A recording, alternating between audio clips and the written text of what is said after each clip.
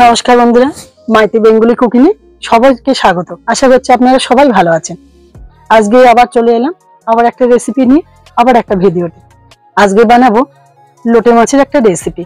আমাদের এখানে উত্তরে হাওয়া বইছে, আর বেশ এই দুপুরের নাগাদ এখন একটু শীত শীত করছে, তাই ঘাটে বসে একটু পিঠে রোদ লাগিয়ে বসে আছি।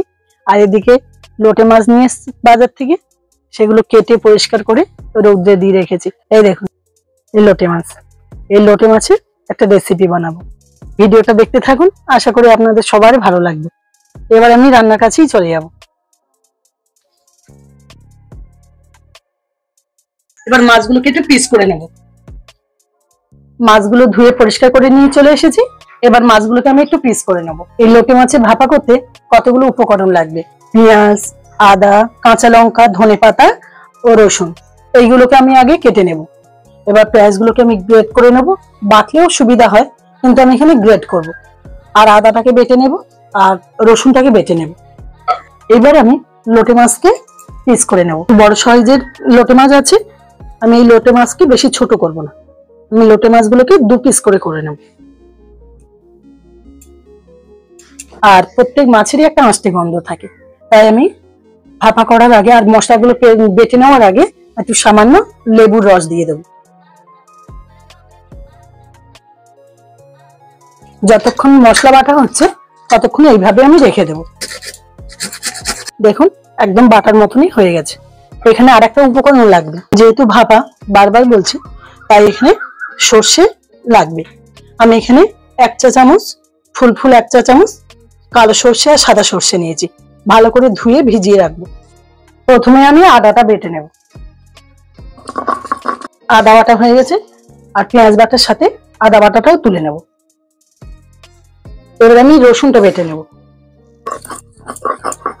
3টে বাটা একসঙ্গে রেখে দিলাম। এবার আমি সর্ষেটা বেটে নেব। সর্ষেটা খুব মিহি করে বাটতে হবে। সামান্য একটু লবণ দিলাম, আর সামান্য একটু হলুদ দেব, যাতে সর্ষেটা তিতো না হয়ে যায়। এবার আমি আর একবার ভালো করে বেটে নেব। সর্ষেটা আমি খুব ভালো করে বেটে নিয়েছি। এবার আমি একটা বাটিতে তুলে নেব। সব উপকরণগুলো আমি রেডি করে এবার বসে পড়েছি। এবার মাখিয়ে নেব। লোটে মাছে তো আগে থেকে লেবু মাখিয়ে রেখেছি। এর উপরে দিয়ে দেবো মাছের পরিমাণ হিসাবে লবণ। যেহেতু লোটে মাছ এগুলো তো নদীর মাছ, নদী বা সমুদ্রের মাছ এগুলো, তাই নিয়ে এতে বেশি সবসময় এতে লবণ কম দিতে হবে, 1/2 চামচেরও কম লবণ দিয়ে দেবো। হলুদ গুঁড়ো, জিরে গুঁড়ো, ধনে গুঁড়ো। যেহেতু এটা লোটে মাছের ভাপা, আর এই ভাপাটা একটু ঝাল ঝাল হলেই ভালো লাগে, তাই ঝালের জন্য দিলাম লঙ্কার গুঁড়ো। আর রঙের জন্য দেব কাশ্মীরি লঙ্কা গুঁড়ো। আমার হাতের কাছে ছিল তাই দিয়েছি, আপনাদের যদি না থাকে দেওয়ার কোনো দরকার নেই। কাশ্মীরি লঙ্কার গুঁড়ো। এবার দিয়ে দেবো পেঁয়াজ বাটা, আদা আর রসুন বাটা একসঙ্গে বেটে রেখেছিলাম আলাদা আলাদা করে, সেটা এবার দিয়ে দেবো। এই সর্ষে বাটাটা এইভাবে সুন্দর করে আমি বেটে নিয়েছি। সর্ষেটা সুন্দর করে বাটতে হবে, কারণ যেহেতু সমস্ত এইভাবে তো আমি ছেঁকে দিতে পারবো না, এতে তো আর জল বেশি দেওয়া যাবে না, আর ছেঁকে দিতেও পারবো না, তাই খুব ধৈর্য ধরে সুন্দর করে বেটে নিতে হবে। এবার সর্ষে বাটাটা দিয়ে দেবো, আর দিয়ে দেবো সর্ষে তেল। যতই আমরা তেল কম খাবো বলি না কেন, এমন রেসিপি আছে তাতে একটু তেল লাগে, আর ভাপাতে তো একটু সর্ষে তেল দিতেই হবে, তাই আগে একটু সর্ষে তেল দিয়ে দেবো।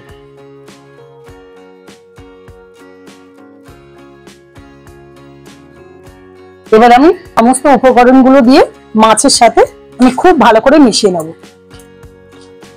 আমি চামচ দিয়ে মিশিয়ে নেব, কারণ মাছটা তো নরম, হাত না দিলেও চলবে। একটু সময় নিয়ে মিশিয়ে নেব। আমি অনেকক্ষণ ধরে সমস্ত মশলাগুলো দিয়ে মাছটাকে ভালো করে ম্যারিনেশন করে নিলাম। খুব সামান্য একটু চিনি দিচ্ছি, স্বাদের ব্যালেন্সটা ঠিক রাখার জন্য। যেহেতু লেবু আছে, ঝাল আছে, সামান্য একটু চিনি দিয়ে দেবো। দিয়ে আবার একটু ভালো করে মাখিয়ে নেবো।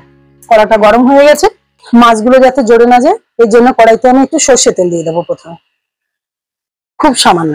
খুন্তি দিয়ে আমি ভালো করে চারিদিকে মিশিয়ে নেবো। কড়াইতে তেলটা বেশ ভালো করে সুন্দর করে মাখিয়ে নিয়েছি। এবারে আস্তে আস্তে মাছগুলোকে দিয়ে দেব।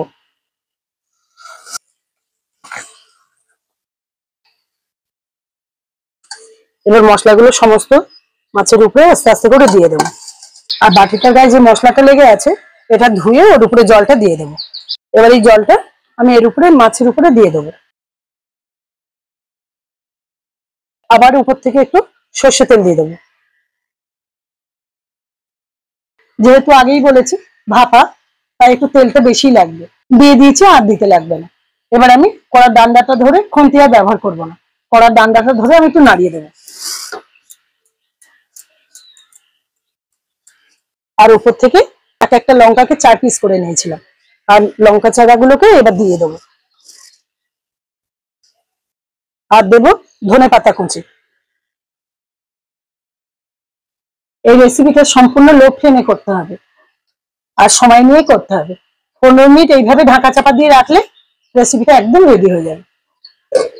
যেহেতু এটা ভাপা, ভাপটা যাতে না বেরিয়ে যায়, আর ওই ঢাকনার উপরে একটা লবঙ্গ দিয়ে আমি গেঁথে দেবো। একটা লবঙ্গ দিয়ে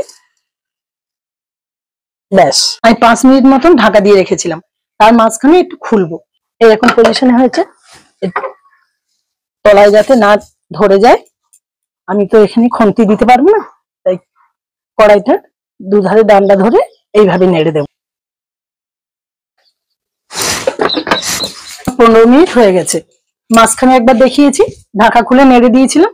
এবার একদম খুলে নেব। দেখুন একদম মাখা মাখা হয়ে গেছে। ভাপা তো এরকমই রাখতে হয়।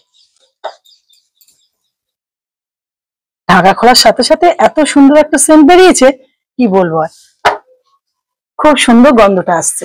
এই রেসিপিটা করার সময় যদি বারবার খুন্তি নিয়ে নাড়াচাড়া করেন, তাহলে কিন্তু রেসিপিটা একদম ঘেঁটে যাবে। আমি এটা বানিয়েছি, একদম ঘাটেনি, আস্তে আলতো করে চামচ দিয়ে তুললেই বেশ গোটা গোটা মাছটাই পাওয়া যাবে। আর লোটে মাছ তো একটুখানি যদি চামচ দিয়ে খুন্তি দিয়ে নাড়া যায়, ঘেঁটে যায়। এইভাবে সমানে কড়া দিয়ে নাড়লে কিন্তু সুন্দর হয়ে যায়, আর তলায় ধরবে না। এবার আমি একটু টেস্ট করে দেখবো কেমন হয়েছে। দেখুন, এই দেখুন বন্ধুরা, একদম গলে গেছে। এ দেখেছেন, এরকম হচ্ছে, গলে গেছে কিন্তু ভাঙেনি। আমি চামচ দিয়ে আস্তে করে ছাড়িয়ে নিচ্ছি।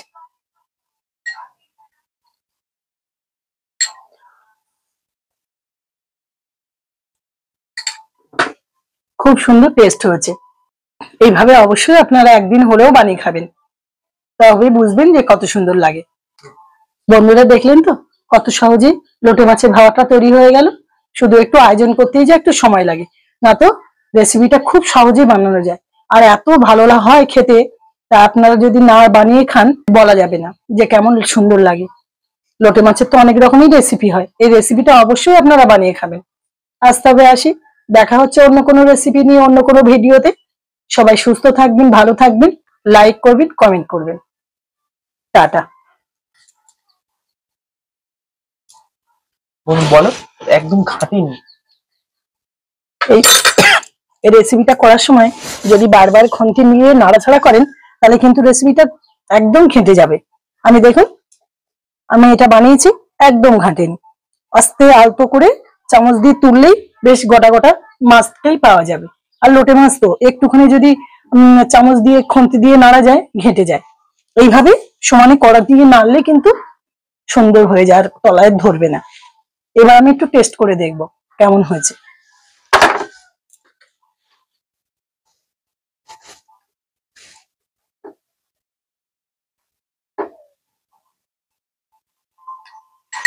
দেখুন, এই দেখুন বন্ধুরা, একদম গলে গেছে।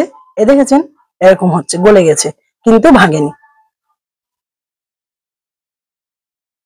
আমি চামচ দিয়ে আস্তে করে ছাড়িয়ে নিচ্ছি।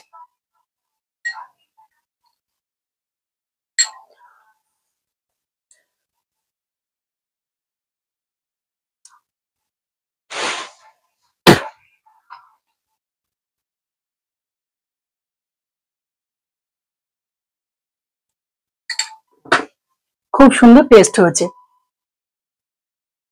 এইভাবে অবশ্যই আপনারা একদিন হলেও বানিয়ে খাবেন। তবেই বুঝবেন যে কত সুন্দর লাগে। এরকম আরো নিত্য নতুন রেসিপি পেতে আমার চ্যানেলটিকে অবশ্যই সাবস্ক্রাইব করে রাখবেন। এরকম নিত্য নতুন এরকম নিত্য নতুন রেসিপি পেতে আমার চ্যানেলটিকে অবশ্যই সাবস্ক্রাইব করে রাখবেন।